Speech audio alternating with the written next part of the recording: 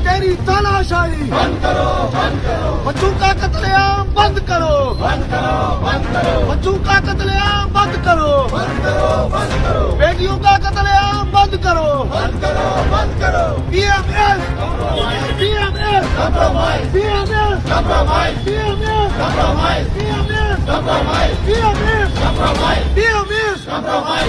मोदी जी कुछ तो बोलो, मोदी जी कुछ तो बोलो।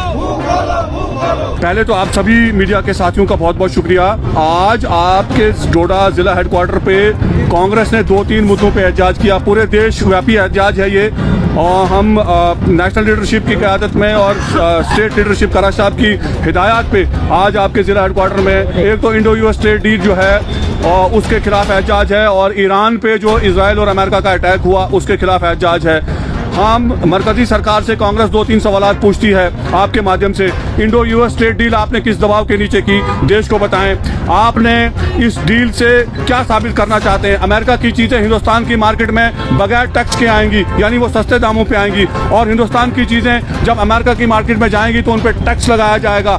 देश को बताएं कि आप देश को किस तरफ लेना चाहते हैं। आपने वो कौन सा दबाव है, वो कौन सा ऐसा प्रेशर है जिस प्रेशर के चलते मोदी जी ट्रंप के सामने झुके? क्योंकि इससे पहले एक प्रेशर माउंट किया जा रहा था, ऑपरेशन सिंदूर, अगर आपको याद है। ऑपरेशन सिंदूर के बाद ट्रंप बीच बीच में बेतुके बयान देता रहता था, और हमारी डिफेंस के खिलाफ उसने बहुत बार बोला। उसने ये तक बोला कि इतने रफाल गिरे, इतने रफाल ये हुआ, इतना हमारा नुकसान हुआ। वो आहिस्ता आहिस्ता एक माहौल उसने क्रिएट किया और एक प्रेशर उसने मोदी जी के ऊपर बनाया, और मोदी जी ने और हमारी डिफेंस मिनिस्ट्री ने तब भी मुंह नहीं खोला और अमेरिका को जवाब नहीं दिया कि हमारे कितने रफाल गिरे और कितने नहीं गिरे। हमने दुश्मन को कैसा सबक सिखाया, उसके लिए भी हमारी मरकजी सरकार ने ट्रंप को जवाब नहीं दिया, और उसके बाद वो प्रेशर माउंट हुआ। ट्रंप ने हिंदुस्तानी सरकार का और मोदी जी का शायद वजन माप लिया कि ये किस कद के और किस वजन के मालिक हैं, और उसके बाद ये एप्स्टीन फाइल्स का जिक्र आया। हमारे पेट्रोलियम मंत्री हरदीप सिंह पुरी जी का नाम एप्स्टीन फाइल्स में आया। एक बार नहीं आया, 65 बार आया। 65 टाइम्स जो है वो हरदीप सिंह पुरी जी का नाम जो है एप्स्टीन फाइल्स में आया है, और उसके बाद अडानी जी का नाम उसमें आया है। तो ये सारी चीज़ें जो हैं ये एक ऐसा जमावड़ा बनाती हैं, ऐसा एक प्रेशर क्रिएट करती हैं हमारे पीएम पे। जो पीएम ये कहता था कि मैं अनकम्प्रोमाइज्ड हूँ, मेरा सीना 56 इंच का है, मैं बहुत महान व्यक्ति हूँ, मैं देश को प्रगति उन्नति के रास्ते पे ले जाना चाह रहा हूँ। पता नहीं 2045 2049 का प्लान देश को बताते थे, लेकिन ट्रंप के सामने घुटने टेक दिए और एक ऐसी डील पे साइन किया जिससे हमारे किसान, हमारे ट्रेडर और हमारे डेयरी के साथ जुड़े हुए लोग हैं, उनका बहुत नुकसान होने वाला है।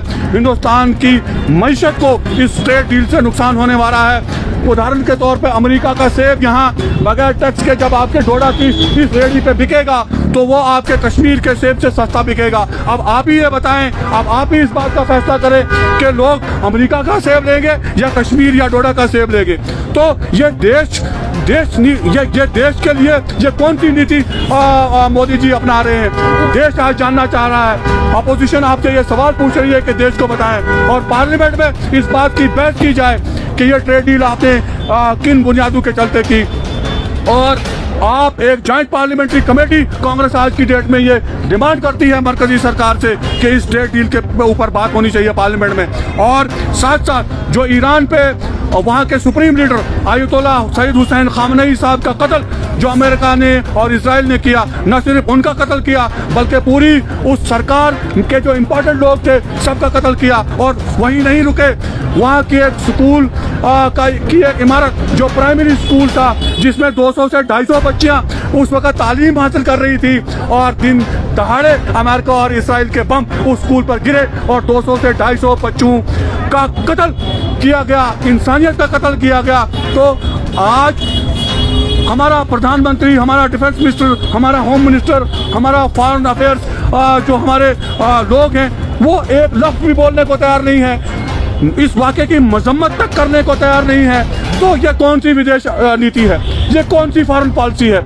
ईरान हमारा 200 साल पुराना मित्र है। आप ईरान पे जो इस वक्त आफत अमेरिका और इजराइल जो इस वक्त कह जा रहा है उसके खिलाफ आप एक शब्द नहीं बोलते हैं। तो लिहाजा कांग्रेस जो है हर जिला हेडक्वार्टर पे पूरे देश भर में देशव्यापी एहतजाज पे है। जब तक मोदी जी अपना मुंह नहीं खोलेंगे, हमारे डिफेंस मिनिस्टर अपना मुंह नहीं खोलेंगे, हमारे फॉरेन मिनिस्टर अपना मुंह नहीं खोलेंगे, कांग्रेस जो है वो एहतजाज करती रहेगी और आगे भी करेगी।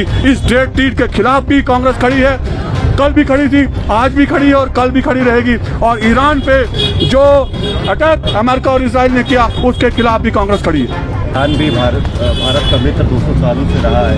वहीं हम इजराइल की बात करें तो वो भी भारत का इस समय सिक्योरिटी पार्टनर है, या कई इश्यूज पर वो हमारा समर्थन करता है। क्या आपको नहीं लगता हमें इस मुद्दे पे न्यूट्रल रहना चाहिए? तो देखिए मुल्क हमारे दोस्त, देखिए भाईजान, आप न्यूट्रल, ये कोई बायलैटरल क्रिकेट सीरीज नहीं हो रही है, ये कोई फुटबॉल का मैच या क्रिकेट का मैच नहीं हो रहा है कि हम फ्रेंडली एटमॉस्फेयर क्रिएट करें। एक मुल्क में इंसानी जानों का कत्ल किया जा रहा है, खून बहाया जा रहा है, बच्चियों का कत्ल किया जा रहा है, वहाँ 4 से 5 हजार लोग अब तक मारे गए, जिनोसाइड हो रहा है। और ईरान भी हमारा मित्र है, ये मत भूलिए आप, 200 साल पुराना मित्र है ईरान हमारा। वाजपेयी जी का दौर उठा के लिए देख लीजिए कि ईरान के साथ हमारे क्या सिफारती ताल्लुकात थे। तो हम ये नहीं कहते हैं कि आप बंदूक लेके वहाँ चले जाइए और वहाँ जंग लड़िए, हम ये भी नहीं कहते हैं कि आप अपनी तोपें और अपने मिसाइल खोल दीजिए, लेकिन कम से कम आप इंसान होने का फर्ज तो अदा कीजिए, आप मरकजी सरकार होने का फर्ज तो अदा कीजिए, आप देश को तो रिप्रेजेंट कीजिए इंटरनेशनल कम्युनिटी में। आपके मुंह से ताज़ियत का एक लफ्ज अभी तक नहीं निकला, तो हम कहाँ खड़े हैं? आप विश्वगुरु अपने आप को कहते हो और विश्वगुरु कहते हो कि हम बनने जा रहे हैं, तो कौन सा विश्वगुरु? विश्वगुरु अगर आप सही मानों में बनने जा रहे हो तो फिर आप पूरी इंटरनेशनल कम्युनिटी को मैसेज दीजिए ना कि ईरान पे जो हो रहा है, इजराइल और अमेरिका जो दादागिरी कर रहा है खाड़ी में, और आज तो वो ईरान पे कर रहा है, कल किसी और मुल्क पे करेगा, परसों किसी और मुल्क पे करेगा, तो हम क्या हाथ पे हाथ धरे बैठे रहेंगे? और ट्रंप हमें कौन होता बताने वाला भैया कि आप 30 दिन तक रशिया से तेल लेते रहो? कौन होता है ट्रंप बताने वाला हमें? इसका मतलब ये है ना कि हम ट्रंप से डरते हैं, हम ट्रंप के आगे झुक गए हैं, हमारी सरकार कॉम्प्रोमाइज है, पीएम इज कॉम्प्रोमाइज। तो ये सारी चीजें हैं जिसके चलते कांग्रेस एहतजाज पे है, और कांग्रेस मरकजी हुकूमत से इंडो यूएस ट्रेड डील और ईरान पे जो अमेरिका और इसराइल का अटैक हुआ उसके खिलाफ एहतजाज पे है, आज भी है और